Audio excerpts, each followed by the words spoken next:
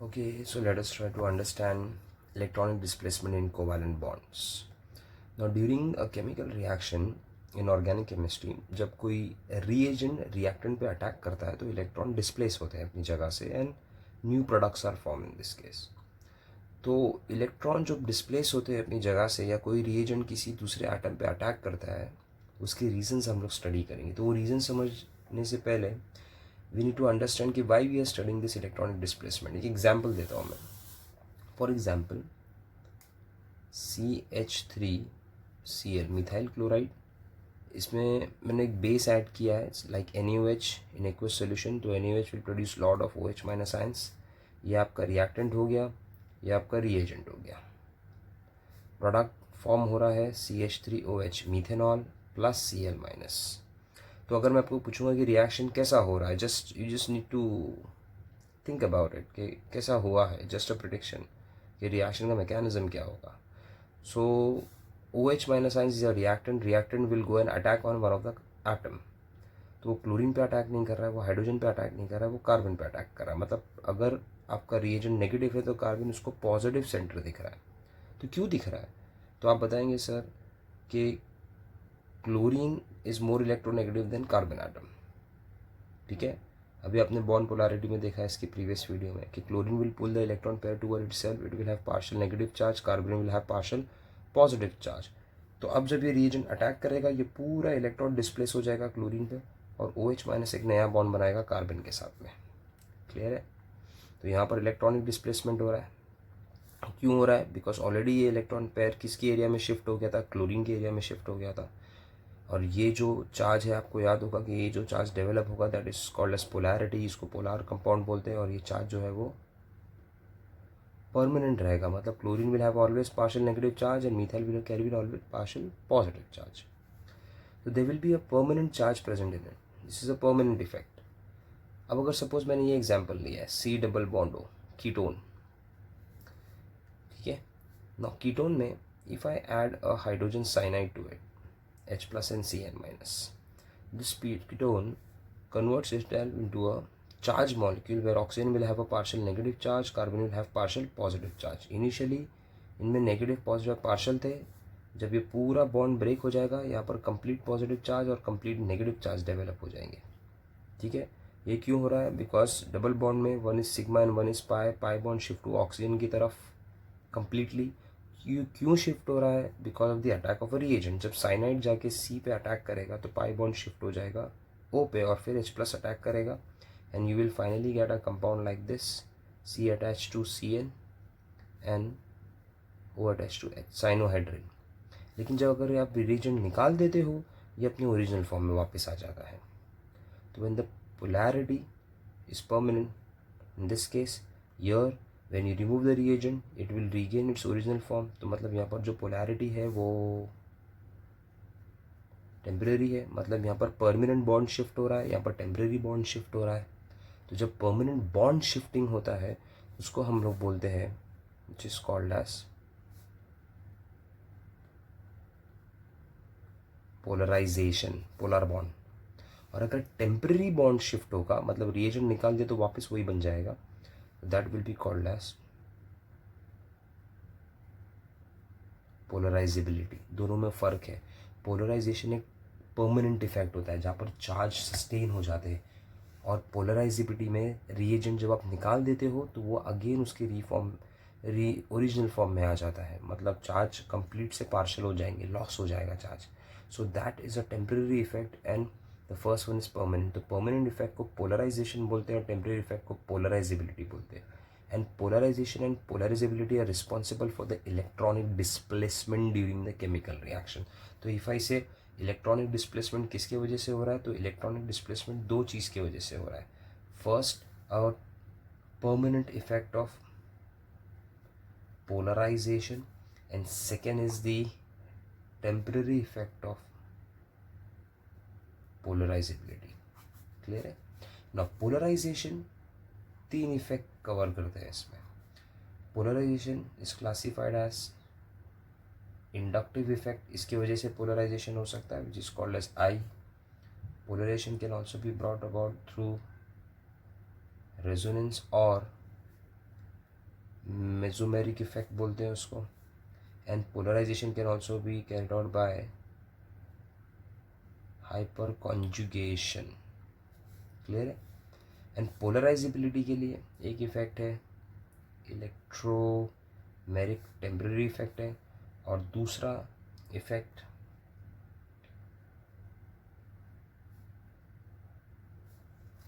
Inductomeric effect. Inductive inductomeric थोड़ा different है, ये टेम्पररी है, मतलब polarisability is basically temporary effect, this is permanent effect. Okay, आज हम लोग इसमें स्टडी करेंगे इंडक्टिव इफेक्ट सबसे पहले।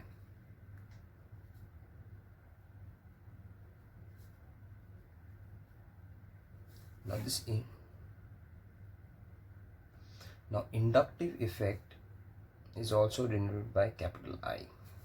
अब इसको समझने के लिए एक एग्जाम्पल लेते हैं। फॉर एग्जाम्पल मैंने लिया इथेन गैस CH3CH3, ओके, इसको क्लोरीनेशन किया तो it forms a product CH3CH2Cl।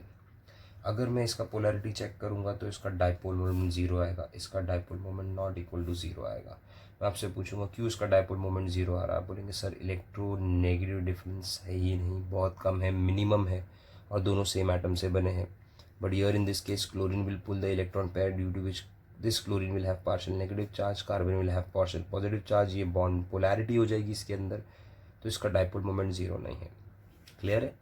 तो now the charge is induce. अब बराबर देखना, जब ये बॉन्ड पोलार होता है, ये कार्बन और ये कार्बन सेम नहीं होते, इनके नेचर सेम नहीं होते।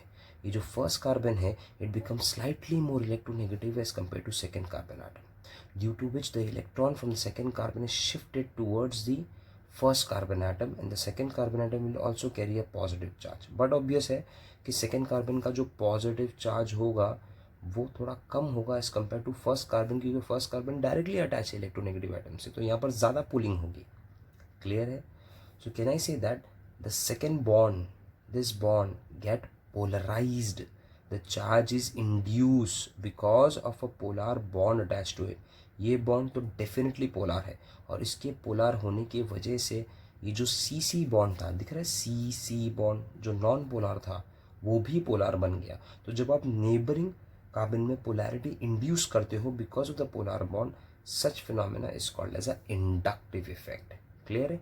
अब इसमें आप दो चीज़ नोटिस करो, क्लोरीन एक ज़्यादा इलेक्ट्रोनेगेटिव एटम है जो अपनी तरफ इलेक्ट्रॉन पुल कर रहा है, तो क्लोरीन बन जाएगा -I ग्रुप, और यहाँ पर ये अल्काइल ग्रुप है, इनके कार्बन एटम sp3 है जिसमें S कैरेक्टरिस्टिक 25% है जो बहुत कम है, और S कैरेक्टरिस्टिक कम होने की वजह से इनकी electronegativity as compare to chlorine will be less. तो ये कार्बन अपने इलेक्ट्रॉन क्लाउड को किसकी तरफ रिपेल करेंगे, क्लोरीन की तरफ रिपेल करेंगे, तो ये पूरा अल्काइल ग्रुप बन जाएगा +I ग्रुप, और जितना ज़्यादा अल्काइल ग्रुप बढ़ेगा फर्स्ट कार्बन के आसपास उतना +I इफेक्ट बढ़ेगा। क्लियर है। तो यहाँ पर इंडक्टिव इफेक्ट में हम लोग दो टाइप के ग्रुप बना सकते हैं, एक है +I ग्रुप और दूसरा है -I group. Now +I group are electron releasing, अपनी तरफ से इलेक्ट्रॉन रिलीज कर देते हैं, और ये है इलेक्ट्रॉन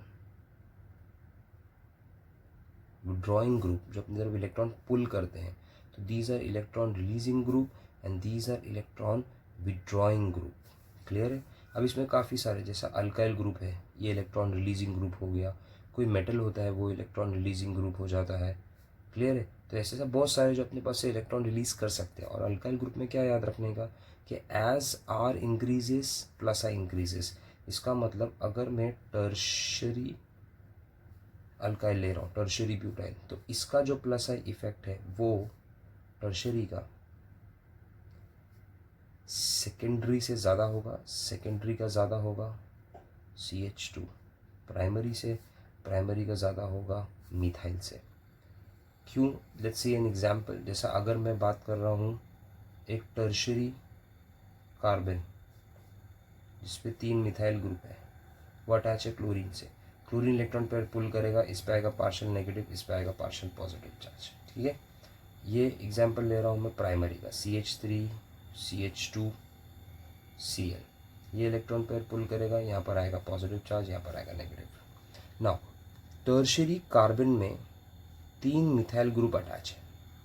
अब ये कार्बन एटम की इलेक्ट्रोनेगेटिविटी फिल वक्त इन तीनों से ज़्यादा है, तो अब क्या होगा, ये तीनों अपना इलेक्ट्रॉन क्लाउड पुल करेंगे, they will behave as a plus I, pull करेंगे, रिपेल करेंगे किसकी तरफ, सेंटर कार्बन। तो सेंटर कार्बन का पॉजिटिव चार्ज थोड़ा नलीफाई का होगा, लेकिन कितने मिथाइल ग्रुप की तरफ से, 3। लेकिन यहाँ का जो पॉजिटिव चार्ज है वो सिर्फ एक मिथाइल ग्रुप की वजह से नलीफाई हो रहा है। ठीक है, तो कौन से केस में क्लोरीन का नेगेटिव चार्ज एनहांस होगा, ऑब्वियसली फर्स्ट केस, क्योंकि यहाँ पर maximum electron cloud finally shift होगा क्लोरीन की तरफ, तो यहाँ पर क्लोरीन का नेगेटिव चार्ज एनहांस होगा।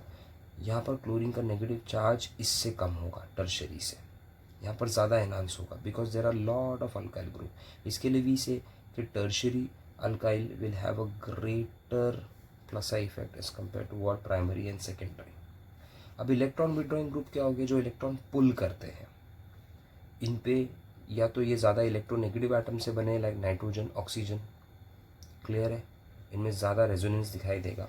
फॉर एग्जांपल इसमें सबसे स्ट्रॉन्ग माइनस आई इफेक्ट देने वाला स्पीशी है अमोनियम NH3 प्लस, या अमोनिया पे प्लस चार्ज, नाइट्रोजन इलेक्ट्रोनेगेटिव है, प्लस चार्ज आया, बहुत स्ट्रांगली इलेक्ट्रॉन पुल करेगा।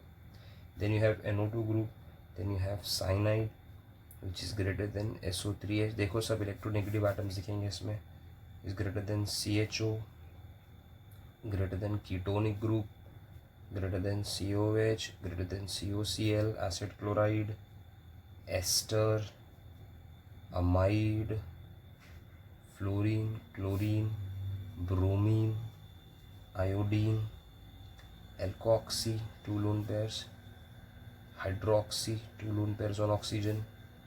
Then you have a NH2 group, then you have a C6H5 group, and then you have a H group। बल्कि ये जो lower वाले आपको दिख रहे हैं, इनके पास लोन पेयर्स है, इनकी माइनस आई इफेक्ट बहुत कम है। मतलब ये कोई कोई जगह पे अपने लोन पेयर डोनेट करते हुए आपको दिख के आएंगे, आपको ऐसा लगेगा सर ये तो पॉजिटिव इफेक्ट दे रहे हैं। हाँ, ऐसा हो सकता है अगर ये किसी दूसरे स्ट्रॉन्ग ग्रुप से अटैच हो गए, इलेक्ट्रॉन विड्रॉइंग ग्रुप, तो ये अपने इलेक्ट्रॉन डोनेट भी कर सकते हैं in that case. Now let us talk about, तो आपको समझ में है ना, 2 टाइप के ग्रुप है, इलेक्ट्रॉन रिलीजिंग ग्रुप है और इलेक्ट्रॉन विड्रॉइंग ग्रुप है। Now let's see the application of inductive effect.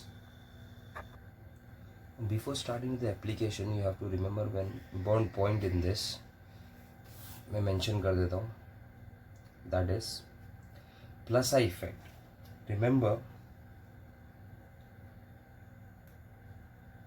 magnitude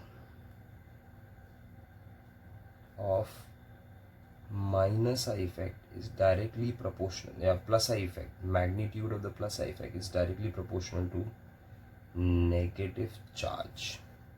मतलब example CH3 minus and CH3 neutral, इन दोनों में से ज़्यादा कैपेसिटी किसका होगा इलेक्ट्रॉन डोनेट करने का, तो ऑब्वियसली जिसके पास इलेक्ट्रॉन ज़्यादा है, तो CH3 minus is having a negative charge, तो वो इजीली इलेक्ट्रॉन डोनेट कर सकता है। तो याद रखने का, अगर कोई प्लस आई ग्रुप पे नेगेटिव चार्ज आया तो वो स्ट्रॉन्ग डोनेट कर सकता है, मतलब it will become a strong plus I effect. So plus I effect of the CH3 is greater than plus I effect of CH3। CH3 minus का CH3 से ज़्यादा है। Similarly magnitude of minus I effect is directly proportional to positive charge.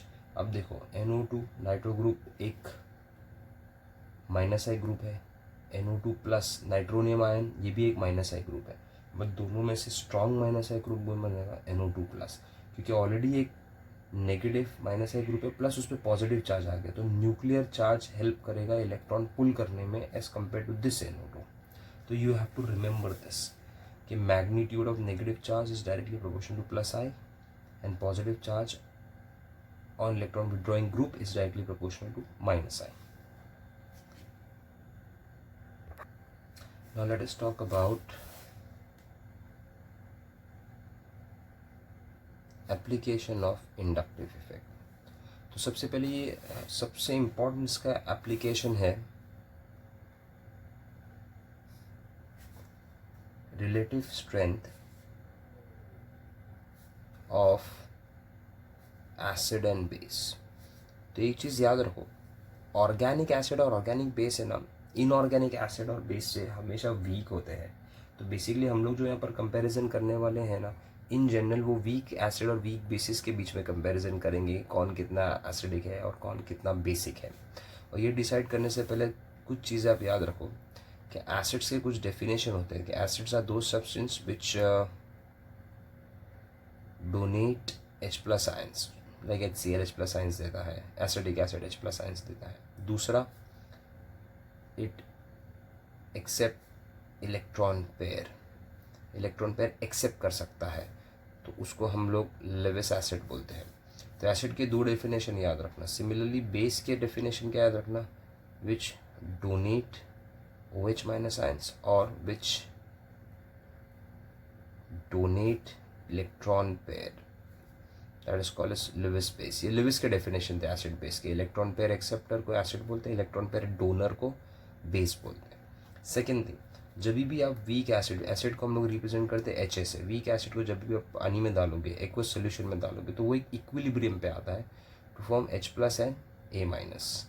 And when you apply law of mass action from chemical equilibrium, you will get that Ka is equal to molar concentration of H plus into molar concentration of A minus upon molar concentration of HA। तो अब अगर Ka value ज़्यादा होगा तो obviously Ka is directly proportional to H plus का concentration ज़्यादा है। तो H प्लस अगर ज़्यादा है मतलब एसिड ने ज़्यादा डिसोसिएट हुआ है। तो एसिड अगर ज़्यादा डिसोसिएट होगा तो उसकी स्ट्रेंथ ज़्यादा होगी। तो मतलब we can write down acidic strength will be more. Similarly base के लिए होता है Kb वैल्यू, मतलब अगर Kb वैल्यू ज़्यादा होगा तो OH माइनस आयन ज़्यादा होगा और उसका बेसिक स्ट्रेंथ ज़्यादा होगा। क्लियर है? One more thing, remember Ka is inversely proportional to a term pKa, where P stands for potence। ज़्यादा हम लोग डिटेल में नहीं जाएंगे, इसका आइडिया आपको आयनिक इक्विलिब्रियम और केमिकल इक्विलिब्रियम में मिलेगा। Similarly Kb is inversely proportional to Pkb। तो मतलब अगर किसी का Ka वैल्यू ज़्यादा होगा एसिड का तो उसका Pk वैल्यू बहुत कम होगा, और अगर किसी बेस का Kb वैल्यू ज़्यादा होगा तो उसका Pkb वैल्यू बहुत कम होगा। तो base with small Pkb has good basic strength and base with more Kb has good basic strength. याद रखने का कि basic strength is directly proportional to Kb and inversely proportional to Pkb, and same with the acidic strength. Okay, now what is the role of minus I and plus I effect in case of acidic and basic nature? ठीक है, so remember one golden rule, as minus I effect increases, acidic nature increases, okay, and basic nature decreases. Similarly, as plus I effect increases, acidic nature decreases and basic nature increases. Let's take an example of acidic strength. इसके example लेते हैं। अभी हम लोग बात करते हैं, समझो कार्बोक्सिलिक एसिड की, RCOH। उसमें सबसे पहला कार्बोक्सिलिक एसिड आता है फॉर्मिक एसिड OH। दूसरा एसिडिक आता है एसिडिक एसिड OH। तीसरा आता है प्रोपियोनिक एसिड। तीनों का एसिडिक स्ट्रेंथ हम लोग कंपेयर करते हैं। अब एसिडिक स्ट्रेंथ में क्या होगा, acid means with donate H plus ions. H plus ions come donate होगा जब इलेक्ट्रॉन पेयर, जैसे फॉर एग्जांपल फॉर्मिक एसिड है HC double bond O OH। Imagine करो कि ये ऑक्सीजन हाइड्रोजन से ज़्यादा इलेक्ट्रोनेगेटिव है, ऑफ कोर्स वो है। तो when in aqueous solution this oxygen pull this electron pair, it gives a structure HCOO minus NH plus। तभी तो H प्लस रिलीज होगा। मतलब इलेक्ट्रॉन पेयर किसको पुल करना चाहिए? ऑक्सीजन को। क्लियर है? But in case of acetic acid you have a plus I group, in case of propionic acid you have a greater plus I group. तो plus I group होने की वजह से क्या होता है, ये अपना इलेक्ट्रॉन पेयर इनकी तरफ रिलीज कर देंगे टूवर्ड्स COO ग्रुप। तो CO ग्रुप को ऑलरेडी इलेक्ट्रॉन पेयर मिल रहा है CH3 से, तो O इतना एफर्ट नहीं लेगा अपने H का इलेक्ट्रॉन खींचने के लिए। अगर आप ये बात करोगे प्रोपियोनिक, तो यहाँ पर उससे बड़ा प्लस आई है, लार्जर प्लस आई ग्रुप, तो ये अपने ज़्यादा इलेक्ट्रॉन डोनेट करेगा किसकी तरफ? CO की तरफ। तो O इतना एफर्ट नहीं डालेगा H को पुल करने के लिए। तो जितना ज़्यादा प्लस आई ग्रुप बढ़ेगा वो अपना उतना इलेक्ट्रॉन डोनेट करेगा। एक बात हमेशा याद रखना, एसिड में से H प्लस कब रिलीज़ होगा? जब ये इलेक्ट्रॉन पेयर ऑक्सीजन पुल करेगा। लेकिन अगर यहाँ पर कोई ग्रुप हो जो इस पूरे COO को इलेक्ट्रॉन डोनेट कर दे, तो ये ऑक्सीजन उतनी एफर्ट लेगा नहीं, and that group will be plus I group. तो यहाँ पर प्लस आई जितना बढ़ेगा उतना ऑक्सीजन का पुलिंग कैपेसिटी कम होने वाला है, और जितना पुलिंग कैपेसिटी कम होगा इलेक्ट्रॉन की तरफ, उतना H प्लस कम रिलीज़ होगा। अब फॉर्मिक एसिड के अंदर कोई प्लस आई ग्रुप है ही नहीं, तो there is no plus I, तो ऑक्सीजन अपना ज़्यादा एफर्ट डालेगा। यहाँ पर एक प्लस आई है, यहाँ पर थोड़ा बड़ा प्लस आई है, तो यहाँ का ऑक्सीजन कम एफर्ट डालेगा तो कम H प्लस रिलीज़ करेगा। तो इसका मतलब जैसा प्लस आई बढ़ता है उतना एसिडिक नेचर कम होता जाता है। Very simple. क्लियर है? अब ये एग्जाम्पल देखिए, for example RCOOH and C6H5COOH। अब C6H5 एक माइनस आर ग्रुप में आ गया या माइनस आई ग्रुप में आ गया, और यहाँ पर R प्लस आई ग्रुप में आ गया। तो इसके लिए बेंजोइक एसिड की एसिडिक स्ट्रेंथ से ज़्यादा होगी। मतलब अगर मैं नॉर्मल कंपैरिजन करूँ तो नॉर्मल कंपैरिजन में HCOH formic acid will be more acidic then C6H5COH benzoic acid which is more acidic then RCOH as any other acid। क्यों? यहाँ पर कोई प्लस आई है ही नहीं, and it is COH group, here it is C6H5COH and it is RCOH।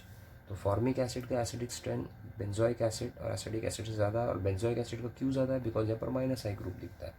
अच्छा, कुछ और example देखिए। For example if I write down FCH2COH, ClCH2COH, CH3COH बराबर देखो CH3 प्लस आई, एक Cl आ गया, माइनस आई आ गया। अरे माइनस आई क्या करेगा? इलेक्ट्रॉन पुल करेगा। अगर ये इलेक्ट्रॉन पुल करेगा तो ऑक्सीजन पे डेंसिटी कम होगी, तो वो हाइड्रोजन के इलेक्ट्रॉन लेगा। सिमिलरली फ्लोरीन एक माइनस आई डाली, तो अब अगर आप माइनस आई डाल दोगे तो उससे फ़र्क क्या पड़ता है? Fluorine CH2OH, fluorine will pull this electron pair. Electron pair pull करने की वजह से ये ऑक्सीजन पे डिफिशिएंसी होगी, ये हाइड्रोजन के पुल कर लेगा। लेकिन अगर आपने CH3 डाला है तो CH3 प्लस आई अपने इलेक्ट्रॉन खुद दे रहा है, तो ऑक्सीजन इतना एफर्ट नहीं लगाएगा। अच्छा, फ्लोरीन से ज़्यादा इफेक्टिव है माइनस आई, तो जितना ज़्यादा माइनस आई बढ़ेगा उतना एसिडिक नेचर। इसके लिए fluoro acidic acid is more than chloro, chloro is more than normal acidic acid. अच्छा, डिस्टेंस से भी फ़र्क पड़ता है। फॉर एग्जाम्पल इफ़ आई से CH3 CH2 CH2 CH कर देता हूँ COH 1 2 2 फ्लोरो प्रोपियोनिक एसिड, या CH2F CH2 COH 3 क्लोरो 1 2 3 3 फ्लोरो प्रोपियोनिक एसिड। अब फ्लोरीन देखो COH के बहुत नज़दीक है पहले केस में, और यहाँ पर फ्लोरीन थोड़ा दूर है। तो जितना आपको याद होगा मैंने बताया था इंडक्टिव इफेक्ट चेन के साथ में कम होता जाता है। मतलब जितना माइनस आई ग्रुप, दोनों फ्लोरीन माइनस आई, जितना माइनस आई ग्रुप COH से दूर जाएगा उसका इफेक्ट उतना ही कम होगा, और जितना नज़दीक रहेगा उसका उतना इफेक्ट ज़्यादा रहेगा। और माइनस आई इफेक्ट बढ़ने से एसिडिक नेचर बढ़ता है, तो 2 फ्लोरो विल बी मोर देन 3 फ्लोरो। ये एग्जाम्पल भी आपको याद रखना ज़रूरी है। अब ये एग्जाम्पल करते हैं अल्कोहल का। Alcohol is example CH3OH methanol, C2H5OH ethanol. Methanol ethanol को कंपेयर करो तो मीथेनॉल के अंदर प्लस आई ग्रुप है, इथेनॉल में भी प्लस आई ग्रुप है, बट इथेनॉल का प्लस आई ग्रुप ज़्यादा बड़ा है। तो जितना ज़्यादा प्लस आई उतना कम एसिडिक। तो मीथेनॉल और इथेनॉल में ज़्यादा एसिडिक कौन हुआ? मीथेनॉल। क्लियर है? अभी ये एग्जाम्पल लो C6H5OH फिनॉल। फिनॉल में आपका माइनस आई रिंग आ गया। फिर आप लोग water, no plus I no minus I, और फिर आप लो C2H5OH इथेनॉल प्लस आई, तो minus I this is phenol. Phenol का दूसरा नाम है कार्बोलिक एसिड। अगर फिनॉल में हम लोग लिटमस पेपर डालेंगे तो वो ब्लू से रेड हो जाएगा, मतलब फिनॉल का नेचर ही एसिडिक है, माइनस आई ग्रुप है, रिंग है, उसके वजह से। Water no minus I plus I, ethanol it has what और प्लस आई ग्रुप, तो प्लस आई ग्रुप होने की वजह से एसिडिक नेचर कम होता है। तो इनमें से तीनों का एसिडिक नेचर ज़्यादा किसका हो गया? Phenol, then water, then plus I ethanol. याद रखना इसमें रेजोनेंस होता है, बट हम लोग आगे उसमें देखेंगे कि रेजोनेंस किस तरीके का होगा, we will see it later. But याद रखने का, as minus I increases acidic nature increases, if plus I increases acidic nature decreases. Clear है? तो water is more acidic than what? Alcohol. दोनों है न्यूट्रल, बट कंपैरेटिव स्टडी में water का acidic nature ethanol से ज़्यादा होगा। एक्सपेरिमेंट से प्रूव कर सकते हैं, वाटर में सोडियम डालोगे ना तो वो एक्सप्लोजिव रिएक्शन देगा, इथेनॉल में डालोगे तो हाइड्रोजन रिलीज करेगा बट एक्सप्लोजिव रिएक्शन नहीं देगा। मतलब एक्सपेरिमेंट भी प्रूव कर रहा है कि water is reacting very strongly with water, sodium is reacting very strongly with water. Clear है? Now let us talk about the basic strength of amines. हम लोग अमाइंस की बात करते हैं।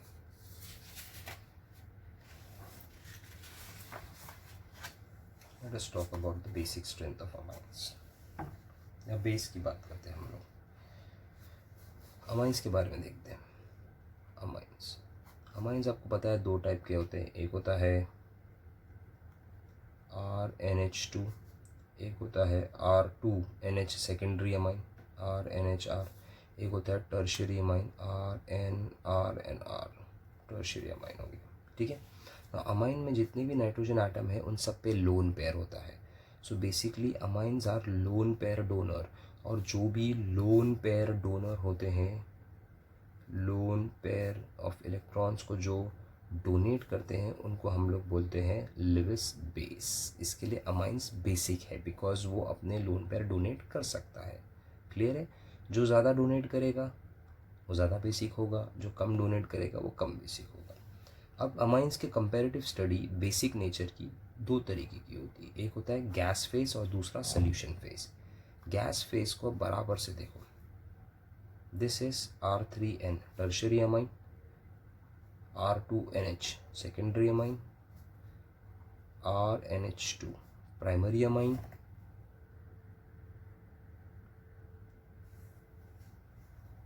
and ammonia, then C6H5NH2 aniline. ये सब के अंदर नाइट्रोजन पे लोन पेयर है, बट बराबर देखोगे तो यर it is R3N a tertiary amine. In case of tertiary amine, nitrogen atom is surrounded by 3 alkyl groups. Alkyls are plus I group, अभी हम लोगों ने देखा, तो they will release lot of electrons towards the nitrogen. So nitrogen की electron density बहुत ज़्यादा है टर्शियरी में। बट अगर वही जगह पे आप सेकेंडरी की बात करोगे तो वहाँ पर सिर्फ 2 प्लस आई इफेक्ट है, RNHR, ओनली 2 प्लस आई। तो मतलब यहाँ की इलेक्ट्रॉन डेंसिटी नाइट्रोजन की टर्शियरी से कम होगी, प्राइमरी की और कम होगी, क्योंकि उसमें एक ही प्लस आई है, अमोनिया में प्लस आई है ही नहीं। और एनालिन में जो रिंग है वो माइनस आई, और माइनस आई होने की वजह से बेसिक नेचर कम हो जाता है। तो सबसे स्ट्रॉन्ग बेसिक नेचर कौन बताएगा? जिसके अंदर प्लस आई इफेक्ट सबसे ज़्यादा है, क्योंकि उसके ज़्यादा प्लस आई इफेक्ट होने की वजह से इलेक्ट्रॉन डेंसिटी नाइट्रोजन पे सबसे मैक्सिमम है। इसके लिए यहाँ का इलेक्ट्रॉन सबसे ईजिली डोनेट हो सकता है as compared to secondary primary. Ammonia में कोई प्लस आई नहीं है, इसके लिए इन सब से कम बेसिक है। और एनालिन माइनस आई है तो वो सबसे लीस्ट बेसिक हो गया, क्योंकि माइनस आई की वजह से ये दोनों लोन पेयर रिंग में चले जाएंगे बिकॉज ऑफ रेजोनेंस। तो ये दो लोन पेयर किसी और को वो डोनेट नहीं कर सकता, तो अपने आप को वो एसिडिक जल्दी प्रूफ नहीं कर सकता। तो गैस फेज में tertiary amine is greater then secondary, greater than primary, greater than ammonia, ammonia will be greater than aniline, aromatic amine. तो गैस फेज का ऑर्डर 3, 2, 1, अमोनिया, एरोमेटिक। लेकिन अगर आप इसी को ही सल्यूशन में कंपेयर करते हो जहाँ पर एक्वस फेज है, तो वहाँ पर 3 इफेक्ट इनके बेस को, बेसिक नेचर को एक्सप्लेन कर सकते हैं। पहला इफेक्ट होता है प्लस आई, दूसरा इफेक्ट होता है सॉल्वेशन यानी हाइड्रेशन, पानी में कितना इजीली ये मिक्स हो सकते हैं, और तीसरा इफेक्ट इनमें है स्टीयरिंग यानी ओवर क्राउडिंग, बल्कीनेस। तो सबसे ज़्यादा प्लस आई इफेक्ट टर्शरी में है, सबसे ज़्यादा इजीली पानी में मिल जाएगा प्राइमरी, क्योंकि प्राइमरी पानी के साथ बहुत अच्छे से इंटरैक्ट कर सकता है with respect to hydrogen bonding, और सबसे ज़्यादा स्टीयरिक इफेक्ट दिखेगा आपको टर्शरी में, बिकॉज नाइट्रोजन के पास 3 अल्काइल ग्रुप है। अब याद रखने का, प्लस आई इफेक्ट बढ़ने से बेसिक नेचर बढ़ता है, हाइड्रेशन बढ़ने से बेसिक नेचर बढ़ता है, और स्टीयरिक के होने से बेसिक नेचर कम होता है। एक आपको एग्जाम्पल देता हूँ। एग्जाम्पल ये है कि सपोज मैंने एक प्राइमरी अमाइन लिया RnH2, इसको एक्वस सोल्यूशन में डाला, तो ये एक्वस सोल्यूशन के अंदर इजीली मिक्स क्यों हो जाएगा? बिकॉज इसमें जो NH2 ग्रुप है वो पोलार है, और पानी भी पोलार है, HOH। तो देखो ये H प्लस वाटर के O के साथ हाइड्रोजन बॉन्डिंग करेगा, ये H प्लस दूसरे वाटर के साथ में हाइड्रोजन बॉन्डिंग करेगा, ये नाइट्रोजन जाके हो सकता है वाटर के H प्लस से हाइड्रोजन बॉन्डिंग करे। तो मतलब यहाँ पर एक प्राइमरी अमाइन 3 वाटर मॉलिक्यूल से हाइड्रोजन बॉन्डेड है, आप समझ रहे हैं। But tertiary amine is R, जिसमें ये नाइट्रोजन वाटर के साथ में बॉन्ड हो सकता है डेल्टा माइनस और डेल्टा प्लस, बट इसके चांसेस बहुत कम है, क्योंकि हेवियर अल्काइल ग्रुप इतनी इजीली ये बॉन्डिंग होने नहीं देते। तो पानी में सबसे ज़्यादा सॉल्युबल प्राइमरी है, और सबसे लीस्ट कौन है? टर्शियरी। क्लियर है? दूसरी बात, इनको अपने आप को बेस प्रूफ करना है, मतलब इनको अपना क्या डोनेट करना है? इलेक्ट्रॉन। इलेक्ट्रॉन डोनेट किसको करेंगे? जो इलेक्ट्रॉन डेफिशिएंट है। सपोज एक प्रोटॉन आता है H plus is electron deficient, इसके पास इलेक्ट्रॉन नहीं है, तो ये एक लुईस एसिड की तरह बिहेव करेगा, इलेक्ट्रॉन एक्सेप्टर। तो अब क्वेश्चन ये है कि इनको इलेक्ट्रॉन कौन इजीली डोनेट करेगा? H प्लस बोलेगा मुझे सबसे ज़्यादा इलेक्ट्रॉन डेंसिटी टर्शरी में दिखाई देता है, क्योंकि यहाँ पर 3 अल्काइल है, लेकिन टर्शरी का पानी में अमाउंट कम है। दूसरी बात, जब ये H प्लस इलेक्ट्रॉन लेने जाएगा, इसको अंदर इजीली एंट्री नहीं मिलेगी because of heavier alkyl group. Clear है? लेकिन ये H प्लस बोलेगा अमाइन तो प्राइमरी अमाइन तो इजीली वाटर में सॉल्युबल हो रहा है, लेकिन जब ये इसके N के पास जाएगा, इसके पास इलेक्ट्रॉन डेंसिटी उतनी ज़्यादा नहीं है टर्शरी की जैसी। तो इसका मतलब ये है कि कोई कोई जगह टर्शरी के फैक्टर स्ट्रांग है, और कोई कोई जगह टर्शरी के फैक्टर वीक है, एंड